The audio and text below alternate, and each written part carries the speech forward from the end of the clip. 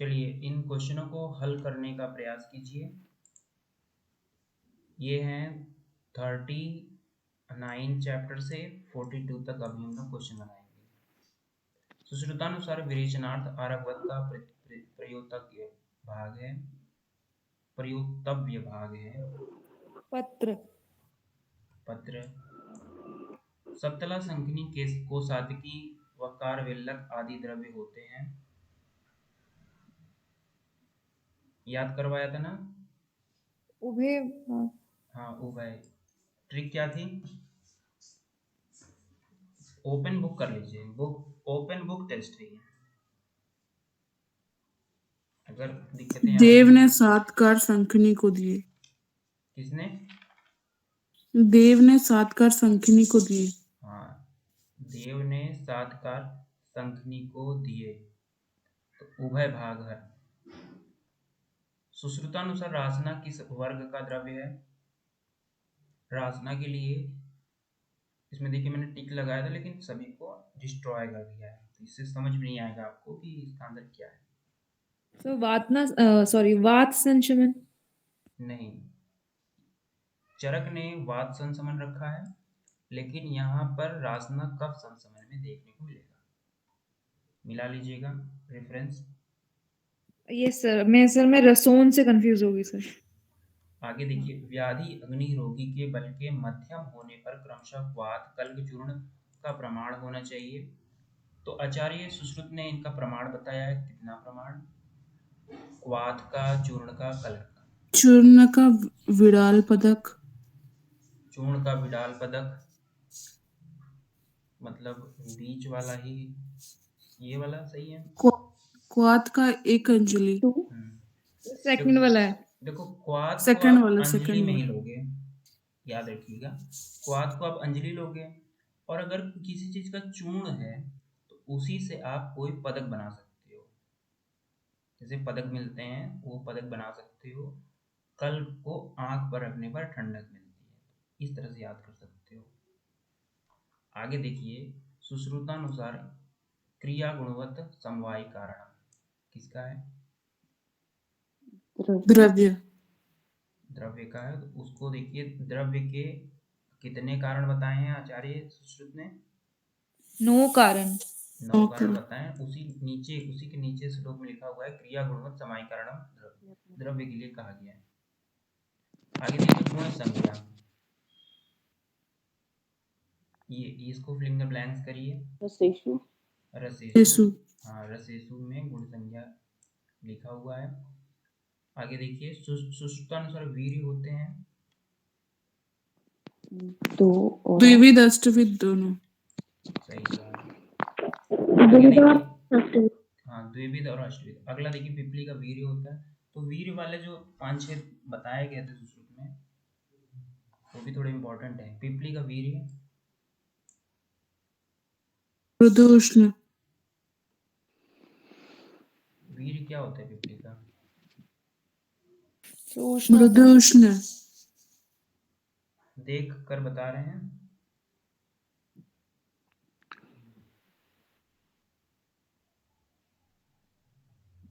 Book से देख कर भी आप लोग बता सकते हैं इसका आंसर। अच्छा।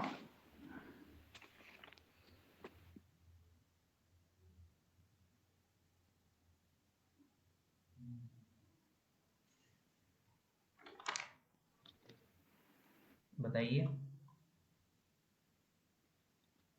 मृदु शीत लिखा है इसमें। मृदु शीत होता है। उसमें क्या लिखा है टोटल बताइए।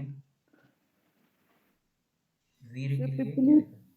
पिप्पली पित्तम शमयति मृदु शीत विदित्वात्। पित्त को शमन करता है क्योंकि मृदु और शीत होता है। सैंधव लवण का वीर्य होता है, तो देखो शीतल वीर्य होता है, इसीलिए पित्त को शमन करता है। ठीक है, सैंधव लवण इसीलिए व्रत में खाते हैं। व्रत में सैंधव लवण क्यों खाते हैं? क्योंकि व्रत में वात प्लस पित्त बढ़ता है। वात प्लस पित्त बढ़ता है पित्त को शमन करने के लिए, और ये पित्त से अग्नि बढ़ती है बहुत अधिक मात्रा में। सर बीपी के पेशेंट में भी यही दिया जाता है। हाँ, बीपी में भी दे सकते हो। परफेक्ट। ब्लड प्रेशर, सैंधव लवण, सैंधव लवण को थोड़ा तवज्जो ज़्यादा दी जाती है। आगे देखिए, निम्न में से असत्य कथन है, फॉल्स स्टेटमेंट। तो सैंधव लवण पित्त का समन करता है, ये तो सही है, ट्रू।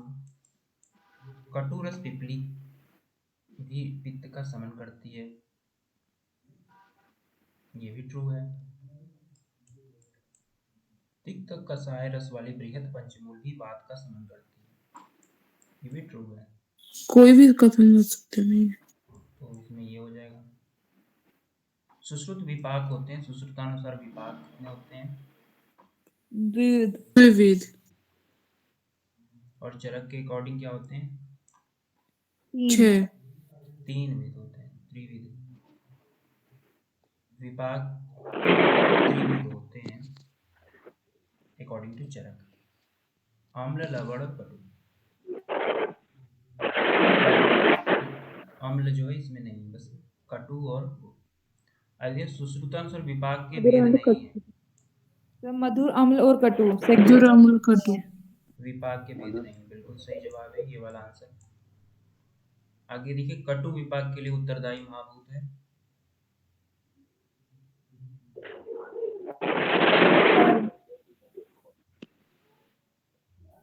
कटु विपाक के लिए उत्तरदायी है, कटु के लिए सभी, वायु। सभी सभी सभी आकाश, वायु और अग्नि। श्रेष्ठता का क्रम है,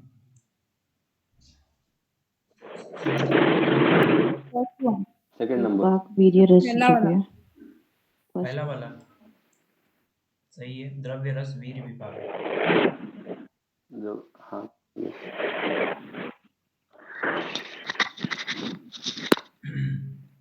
चरक का याद है? Yes sir. यस तो सर। प्रभाव, प्रभात, विपाक रस। वीर्य, विपाक, रस। हाँ, प्रभाव, वीर्य, विपाक, रस। अगला देखिए, सुश्रुतानुसार प्रधानतम है द्रव्य। और चरक के अनुसार प्रधानतम क्या है? प्रभाव। प्रभाव। प्रभाव। अमीमांसी प्रसिद्धानी। सुश्रुतानुसार अमीमांस अचिंत्यानि प्रसिद्धानि स्वभावतः किसकी परिभाषा है? तो ये श्लोक का मतलब क्या? रस का। देखिए, ये अमीमांस प्रभाव होता के है बारे में। एम्फेरिकल ट्रीटमेंट, एम्फेरिकल मेडिसिन, मतलब ऐसी मेडिसिन जिसके बारे में सोच नहीं सकते हो, वो अचिंत्य होती हैं और उसी नाम प्रभाव से। के बारे में थे। हाँ, प्रभाव। प्रभाव के बारे में असल थे। में देखिए, जो लोग अभी नए जुड़ रहे हैं उनको बता दूं कि प्रभाव को आचार्य चरक ने क्या क्या नाम दिया है? उन्होंने विचित्र प्रभाव और अचिंत्य। प्रभाव और अचिंत्य बोला है, यस सर। और सुश्रुत ने अमीमांस्य और अचिंत्य बोला है। अचिंत्य इज अचिंत्य। कॉमन इन बोथ आचार्य, बट अमीमांस्य सुश्रुत ने बोला है, प्रभाव चरक ने बोला है। आगे देखिए, सुश्रुतानुसार पार्थिव व आकाश महाभूत। सर ये किसने बोला है? किसने? विचित्र प्रत्यरब्ध, ये जो द्रव्य होते हैं स्पेसिफिक, इनके यहाँ प्रभाव, वो विचित्र, ये वाला विचित्र, टर्म। हाँ विचित्र वाग्भट बोले हैं। विचित्र अच्छा, ओके। प्रतिरब्ध आप इस तरह से एक शब्द है, विचित्र। हम्म। तो जी सर। वाग्भट की वो आप जो बता रहे हैं ना, हम्म। वो वाग्भट। आगे देखिए, आगे कोटेशन आ रही है, सुश्रुतानुसार पार्थिव व आकाश महाभूत भूयिष्ठ द्रव्य का रस होता है। पार्थिव और आकाश महाभूत भूयिष्ठ। मधुर कटु। हम्म, मधुर कटु। आकाश का सर तो, मतलब ये आकाश का तो ये चला जाएगा ना, अव्यक्त। अव्यक्त। जी अव्यक्त सर, चल तो जाएगा। इसका मधुर का पार्थिव, पार, मधुर का पार्थिव योग। पार्थिव और मधुर, ठीक है। ये 611 देख लीजिए, 611 का दूसरा ऑप्शन सही है। अगला देखिए, इसको थोड़ा पेन घूम लो, पेन घूम लो, रेड करते हैं। अगला देखिए, सुमेलित कीजिए। यदा कुर्वन्ति, काल, यत् कुर्वन्ति, अधिकरण, यत् फर्स्ट वाला कुर्वन्ति अधिकरणम, यथा कुर्वन्ति उपाय, यह निष्पादित फल। तो फल, एक का सी, ये वाला ऑप्शन सही। ये सही सर है और बी। इसका मीनिंग पे फोकस कर लेना सर, यदा कुर्वन्ति यत् कुर्वन्ति। ये औषधियों का, औषधि का, ये औषधि से रिलेटेड बताया गया, औषधियाँ किस तरह कार्य करती हैं। यदा कुर्वन्ति काल, जब वो कार्य करती हैं तो वो काल उसका होता है। तो इसको आप लोग रेफरेंस देख लीजिए, 41/9 में आप जाइए, देखिए वहां पर सुश्रुतानुसार संसमन द्रव्यों में महाभूत प्रधान होता है। आकाश, संग्राहिक द्रव्यों में महाभूत प्रधान होता है। संग्राहिक, वायु अनल लग रहा है। गलत लग रहा है, 4th नंबर गलत है। देखिए, अनिल। अनिल एक शब्द होता है, अनल शब्द होता है। अनिल मीन्स होता है वायु, अनल और में अनल मीन्स होता है, क्या होता है अनल मीन्स? अग्नि। इसको मत भूलिएगा अग्नि। कभी भी, जिंदगी में भूलेंगे गड़बड़ी करेंगे। तो संग्राहिक द्रव्यों में, संग्राही मतलब अतिसार को रोकने के लिए केवल वायु चाहिए। वायु, अगर ये दोनों हो जाएंगे ना तो वो लेखन का कार्य करने लगेंगे, व्रत में जैसा होता है। व्रत में क्या होता है, शरीर गलने लगती है, वायु और अग्नि दोनों होते हैं उसमें, ये लेखन है। बट वायु में संग्राहिक होता है। आगे देखिए, दीपन द्रव्यों में महाभूत प्रधान होता है। अग्नि, वायु अनल, अग्नि, वायु वायु वायु अनल पे आप लोग अनिल। पता नहीं क्यों चले जाते हैं। यहाँ वायु अनल लेखन का कार्य करता है। पे लेखन, अनल है, इसमें अनल सेकंड। अनल, अनल। ओके। इसमें जो हाँ, दीपन में होगा अग्नि, अग्नि कौन सा है? अनल। लेकिन यहाँ पे तो कुछ गड़बड़ियाँ हैं थोड़ी, इसको आप लोग सुधार लीजिएगा, ये गलत है। सर फिर पाचन में कौन सा है हाँ, महाभूत? पाचन में महाभूत कौन सा है? किसमें? पाचन में? हाँ, तो मुझे ऐसा अभी लगता है सर 615 का 1 है शायद, क्योंकि जैसा दीपन मतलब कुछ चीज जलने के लिए क्या चाहिए? ऑक्सीजन चाहिए, एयर चाहिए। नहीं, आप लोग रेफरेंस में देखिए 4110, अच्छा अच्छा, जी 4110 में आप जाइए, देखिए वहाँ पर ओके सर। अगर कुछ अलग मिले तो बताइए। कॉन्सेप्ट को सर वहाँ पे ये लिखा है दीपनम अग्नि भूयिष्ठम। तो बस अग्नि भूयिष्ठम अनल, इसमें 651 का अनिल भूयिष्ठम या अनल या अग्नि, अनिल अग्नि भूयिष्ठ। भूयिष्ठम। अग्नि जो अग्नि है लिखा अनल हुआ है। को बोलते हैं। इसमें अनिल जो सर है जो ये कह वायु। रही है वो कॉन्सेप्ट, वो हाँ सर वो कॉन्सेप्ट अलग है। तो वो भी कहीं पे है, वो एग्जैक्टली रेफरेंस नहीं पता, जिसमें दीपन और पाचन में अंतर बताया गया है। तो हाँ, वहां वो पे बताया कि दीपन और दीपन जो है पाचन में मतलब किसने अंतर बताया है, मैं बता रहा हाँ हूँ हाँ आप लोगों को। दीपन और पाचन में अंतर सारंथर ने बताया। ये सर यहाँ पे बताया कि जो हवा है जिस तरह से आग को भड़काती है घुमाने के वैसे वो लिए क्वेश्चन सर, घुमाने के लिए अनिल रखा है या यहाँ वात या वायु किया जा सकता है? हाँ बिल्कुल। सर ओवरऑल पाचन में कौन सा मतलब यूज होता है? इसमें भी वही तो अनल? अभी यहाँ पर कोई क्वेश्चन इस तरह का आया नहीं है वो और रेफरेंस में भी नहीं रहा होगा। पाचन में तो अग्नि ही रोल करेगी। जी। दीपन एंड पाचन ये अग्नि के दो कार्य हैं। हम्म। दीपन एंड पाचन, these are two kinds of work that is performed by अग्नि। दीपन का कार्य मैं जैसे आप देख सकते हैं, एक दीपक को जलाए रखना, इससे क्या होता है कि रोशनी तो डेवलप होती है, बट उसमें खाने को पचाने की क्षमता नहीं होती। लेकिन जी जो जो जो अग्नि का दूसरा रूप है वो क्या है, वो पाचन। जैसे हमारा गैस स्टोव होता है घरों में, बर्नर, वो उसमें रोशनी कम रहती है, उसमें खाने को पचाने की क्षमता रहती है। सर, जैसा अग्नि के क्वेश्चन ये भी है कि रूप है। प्राधान्य महाभूत, तो इसमें अब जैसे वैक्यूम अगर हो, एब्सेंस ऑफ एयर हो, तो आप कितना भी आप लाइटर कुछ भी जलाओ वो जलेगा ही नहीं, राइट? प्राधान्य महाभूत, हम्म। उस हिसाब से ये था डाउट।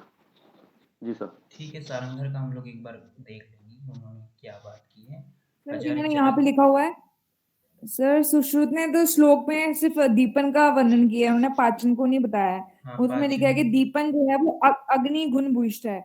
जब विमर्श में देखें तो जब दीपन की परिभाषा लिखी है उसमें लिखा है पचेत न आमम वहनी कृच दीपनम तद्य था। मतलब कि वो आम का पाचन नहीं करती है, सिर्फ वहनी कृच मतलब अग्नि को बढ़ाती है, बढ़ाने का काम करती है, आम का पाचन नहीं करती है। ये दीपन का उन्होंने परिभाषा दी है सर, दीपन के लक्षण दिए। सही आपने बताया, दीपन की परिभाषा भी वहां पर मेंशन्ड है। और लेकिन आचार्य यहाँ पर सुश्रुत ने पाचन के बारे में बताया ही नहीं। तो अगला देखते हैं हम लोग। क्वेश्चन देखिए, लेखन द्रव्यों में महाभूत प्राधान्य होता है। लेखन द्रव्यों में अनिल अनल, अनिल अनल, पित्त सामक द्रव्यों में महाभूत प्राधान्य होता है।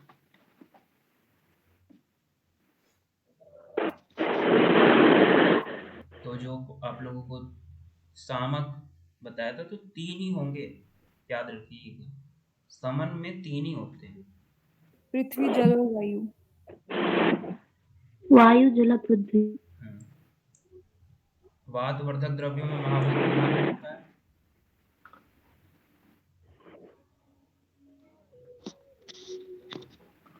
आकाश वायु। वायु और आकाश में बात करते हैं। वायु और आकाश। पिच्छिल विशद गुण किस इंद्रिय से ग्राह्य होता है? तो पिच्छिल और विशद गुण किससे होता है? स्पर्श।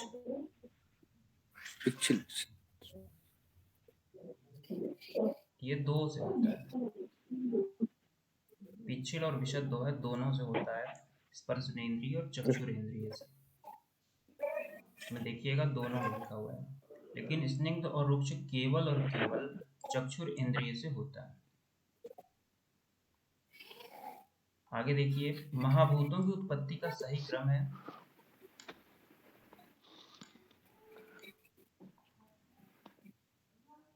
आकाश, अग्नि, तोय, भूमि, पवन। आगे देखिए, सुश्रुतानुसार अम्ल रस का पंचभौतिक संगठन है। समझ नहीं आया, फिर से क्रम बताइएगा। आकाश, पवन, दहन, तोय और जी भूमि। सर जी। यहाँ पर दहन मतलब अग्नि को ले लिया है, तोय मतलब पानी को ले लिया है। अगला देखिए, सुश्रुतानुसार अम्ल रस का पंचभौतिक संगठन है भूमि और अग्नि। भूमि और अग्नि है, याद रखिएगा। भूमि और अम्बु जो है, ये किसका है? भूमि और अम्बु मधुर का है। तोय और अग्नि किसका है? लवण का है। वायु और अग्नि किसका है? कटु का है। और भूमि और अग्नि जो है अम्ल का है। सुश्रुतानुसार लवण रस का पंचभौतिक संगठन है, तो पंचभौतिक लवण को बता दिया, तोय अग्नि। वात पित्त कफ के शमन योनि का रस होता है। वात का होता है कसाय, पित्त का होता है कटु और कफ का होता है मधुर। सुश्रुतानुसार पित्त का गुण नहीं है। सष्णे नहीं होता, रूक्ष नहीं होता। रुक्ष देख लेते हैं एक बार, कंफ्यूज में आ रहा है तो 625 का दूसरा ऑप्शन सही है। तो इसका दूसरा ऑप्शन दिया हुआ है सस्नेह। इसको एक बार देखना पड़ेगा। सुश्रुतन पित्त का गुण नहीं है, सस्नेह पे टिक करके ही चलते हैं। एक बार इसको देख लीजिएगा आप लोग 625 को। कफ का अन्य योनि रस है। मधुर। सर इसका लक्षण है ना सस्नेह मोषण तीक्ष्णता सस्नेह मोषण तीक्ष्णता 42 द्रव का अम्लम सरम आठवां रेफरेंस मिलाइए। 42 का 8वां, 42 चैप्टर का 8वां सूत्र। ठीक है आंसर स्नेह ही आएगा। तो ये थोड़ा अलग है। रुक्षता देख लीजिए, सस्नेह ही होगा। ये सस नहीं आंसर है। आगे देखिए, ये बहुत ही इम्पोर्टेंट, अगर ये ऐसा क्वेश्चन बन गया है तो ये बहुत इम्पोर्टेंट, मैं इसको मानता हूँ। क्योंकि लड़के सस्नेह को तो कभी मतलब इसको तो मारेंगे नहीं, रुचि ही मारेंगे। सस्नेह लेकिन अनुमान नहीं है सुश्रुतानुसार। आगे देखिए, कफ का योनि रस अन्य योनि रस मधुर। है। कफ का अन्य योनि रस है कटु। ओके। 626 देखिए, तीसरा ऑप्शन सही है। अगला देखिए, भोजन में रुचि उत्पन्न करने वाला रस होता है अम्ल, लवण और तिक्त। देखिए, आज जो हमने पढ़ा है सभी उसके हम विषय में यहाँ से अब शुरू हो रहा है। सभी सभी होगा, ये भी तो पैदा करता है अम्ल भी तो और तिक्त भी। प्रहलादन व जीवन कर्म किसका कर्म है? मधुर। मधुर। वक्तम मधुर। परिशोष्यति हृदयम कर्षति।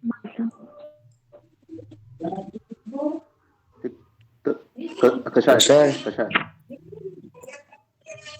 कषाय होगा। तो कटु तो नहीं होगा, पता नहीं। कषाय। वक्तम कषाय। कषाय। हृदयम कर्षति। सर अभी वो एग्जांपल दिया था ना, सर तिक्त होगा। विटामिन के। सर तिक्त है, तिक्त।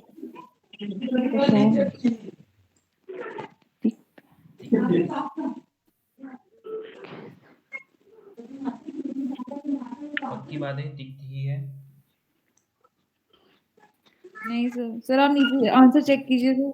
629। सर ये कषाय है, कषाय रस है सर, बुक में लिखा हुआ है। वक्त्रम हाँ, परिशोध क्योंकि एग्जाम्पल भी दिया था। पीडियति मैंने बताया था, कर्षति पीडियति कषाय रस। जी मैम। बल कृत संधान षड इंद्रिय प्रसादन मधुर। मधुर के मधुर। लिए। कोष्ठ विदाही बहिष शीत। अम्ल। किस अम्ल। स्थिति में अम्ल रस का प्रयोग निषिद्ध माना गया है? भग्न, सभी ऑल। दग्ध, क्षत, क्योंकि ये पाक कर सब। देता है।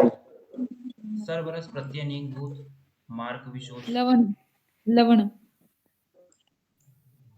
रक्त पित्त वात रक्त पुंसो घातक रक्त है, मतलब रस है, तो ये लवण रस है, लवण। क्योंकि रक्त पित्त लवण नहीं खाते हैं। पित्त रस का संशोधक उपमा दी गई है। संशोधक जो है लवण लवण। का। लवण। मुख पाक अक्षिपाक किसके लिए कहा गया है? लवण के लिए कहा गया है। मुख पाक मैंने बताया था, गार्गलिंग करने पर मुख में सब खत्म होने लगता है टिश्यूज। स्तन्य शोधक मेद पोए का शोषण करने वाला रस कौन सा होता है? तिक्त रस। पोए भी है इसमें, तो तिक्त हो जाएगा। अधिक सेवन से मन्यास्तम आक्षेपक अर्जित हो जा रहा है, क्या हुआ? तिक्त रस। तिक्त। इसमें मन्यास्तम आक्षेपक अर्जित, आक्षेपक है तो तिक्त, तिक्त। और आक्षेपण है तो कषाय। कषाय। मन्यास्तम जनक रस है, तिक्त। पक्का पक्का तिक्त है। तिक्त नहीं है, दोनों है, तिक्त दोनों। एक तो वो कषाय। संग्राहक रोपण स्तंभक गुण धर्म वाला रस है, कषाय। हाँ कषाय। सुश्रुत ने सर्जी क्षार एवं क्षार को किस वर्ग में रखा है? लवण। लवण। सुश्रुतानुसार वेद का फल वेतांग्र क्रमशः किस वर्ग में होते हैं? वेद का फल अम्ल में अम्ल। और वेताग्र अतिक। तिक्त। तिक्त। निम्न से तिक्त वर्ग का द्रव्य नहीं है। तो वेद का फल देखिए आ गया, ये अम्ल का है ना। Yes sir. तो यहाँ पे ये हमारा क्विज यहाँ पर समाप्त होता है। आप लोग तैयारी कीजिएगा, कल हम लोग इसके आगे के चैप्टर को यानी 43, 44 को पढ़ेंगे। Thank you so much. Thank you sir, thank thank you. You sir. Sir